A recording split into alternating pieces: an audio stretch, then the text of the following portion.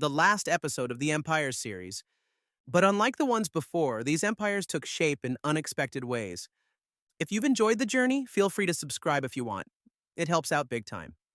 And if you're new here, there's a whole series waiting for you, from the ancient world right up to today. Let's begin.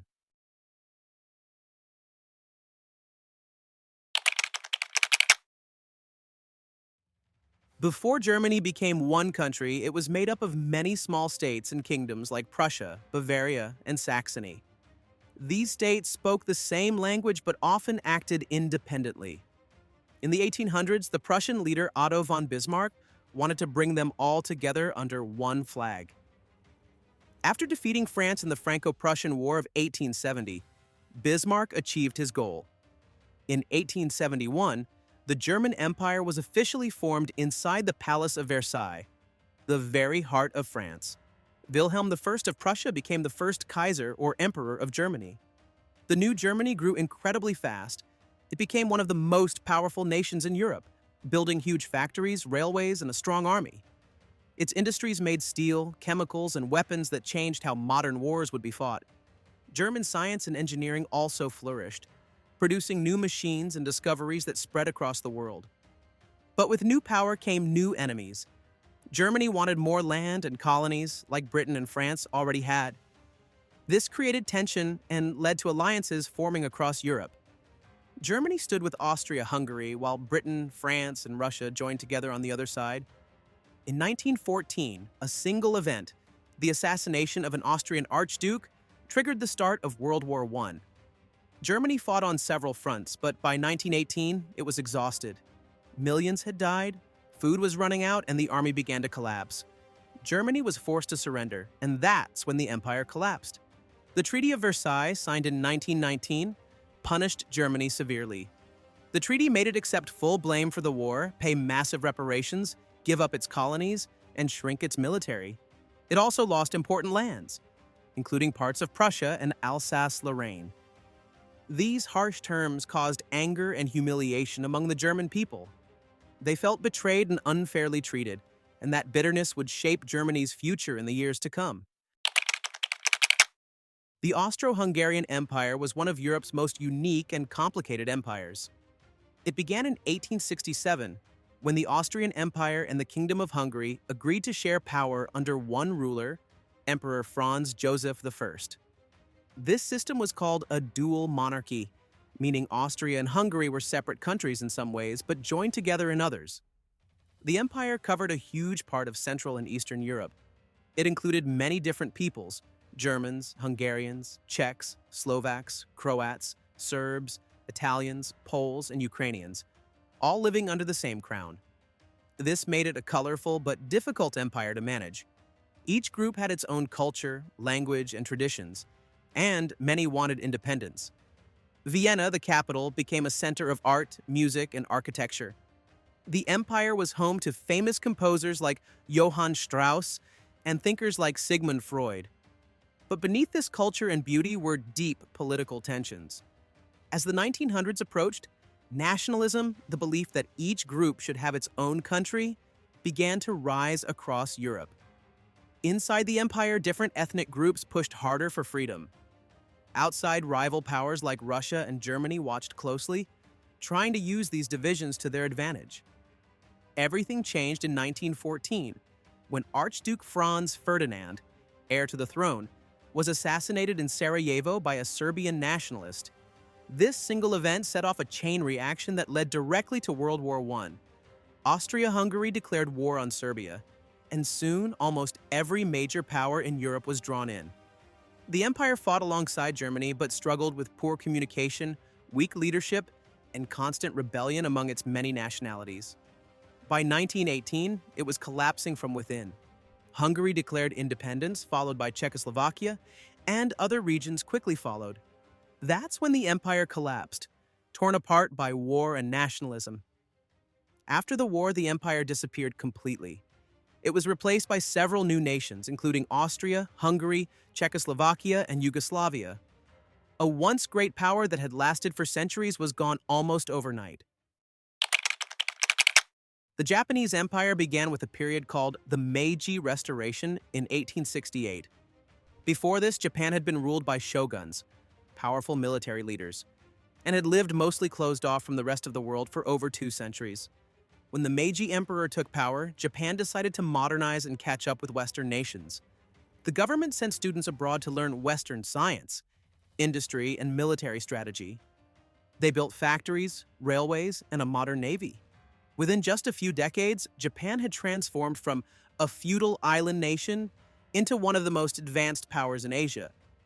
Japan soon wanted to prove itself on the world stage.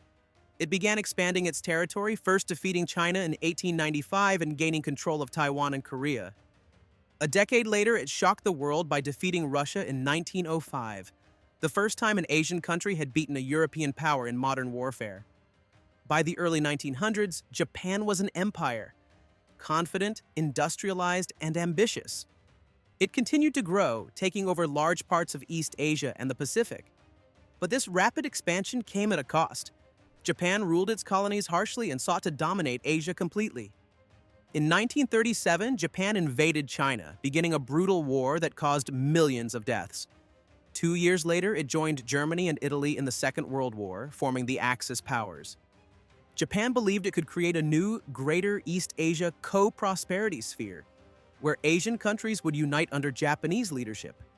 But in reality, Japan controlled them by force. At first, Japan's military victories spread quickly across the Pacific. But by 1945, the tide had turned. The United States dropped atomic bombs on Hiroshima and Nagasaki, killing over 100,000 people and forcing Japan to surrender. After the war, Japan was occupied by the United States and rebuilt as a peaceful democracy. The emperor remained as a symbol, but his political power was gone. By 1947, the Japanese Empire was officially over, marking the end of one of history's fastest rises and most dramatic falls. The United States was never called an empire in the traditional sense, but its rise to global power followed a similar pattern. In 1898, after winning the Spanish-American War, the U.S. gained control of territories such as Puerto Rico, Guam, and the Philippines. This marked the beginning of its overseas influence. During the 1900s, the U.S. rapidly became a global industrial and military force. It built massive factories, railways, and new technologies that transformed modern life. Its economy grew larger than any other, and its navy began to rival those of Europe. Unlike older empires that ruled through colonies, America expanded its power through influence, trade, culture, and military presence. Its businesses spread worldwide, and its movies, music, and inventions shaped modern society. In World War I, the U.S. entered late but helped end the conflict in 1918. After that, it returned to isolation, focusing mostly on domestic growth. But World War II changed everything. When Japan attacked Pearl Harbor in 1941, America joined the war, helping to defeat both Nazi Germany and Imperial Japan by 1945. After the war, the U.S. emerged as one of two global superpowers, the other being the Soviet Union. This began the Cold War, a long period of political tension and competition without direct fighting between the two powers. The U.S. used its wealth, technology, and military alliances like NATO to expand its global reach. Through the 20th century, American influence shaped politics, business, and culture around the world.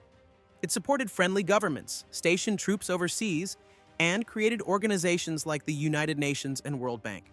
But like every major power, the United States has also faced criticism and controversy. Throughout the 1900s, American intelligence agencies played a role in overthrowing or influencing foreign governments, especially during the Cold War. In countries such as Iran, 1953, Guatemala, 1954, and Chile, 1973, the U.S. backed coups or supported leaders that matched its political interests.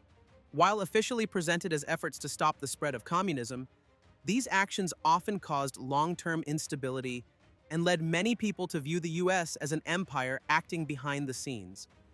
There were also military interventions, from Vietnam to Iraq, that resulted in heavy loss of life and remain debated to this day. In the modern era, the United States is still extremely powerful, but it is also deeply divided at home. Economic inequality, political polarization, and cultural tensions have grown. Some historians even compare this internal division to the early warning signs seen in other declining empires throughout history. Whether or not the US is truly in decline is still debated, but many agree that it is facing challenges that will shape its future influence on the world. In our last video, we talked about the Russian Empire, which had ruled over a massive area for centuries before collapsing during World War I. Out of its ruins came a new kind of empire, not ruled by kings or czars, but by a revolutionary government. This was the Soviet Union, formed in 1922. The Soviet Union, officially called the Union of Soviet Socialist Republics, USSR, was the world's first communist state. It promised equality, shared ownership, and a future without class divisions. But in practice, it became a tightly controlled one-party system, ruled by Vladimir Lenin and later Joseph Stalin. At its height, the Soviet Union covered 1/6 of the Earth's land and included 15 republics, such as Ukraine, Belarus, Kazakhstan, and the Baltic states.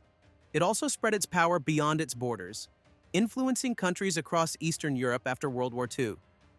Nations like Poland, East Germany, and Hungary came under its control through the Warsaw Pact, a military alliance designed to counter the US and NATO. The Soviet Union was powerful and feared.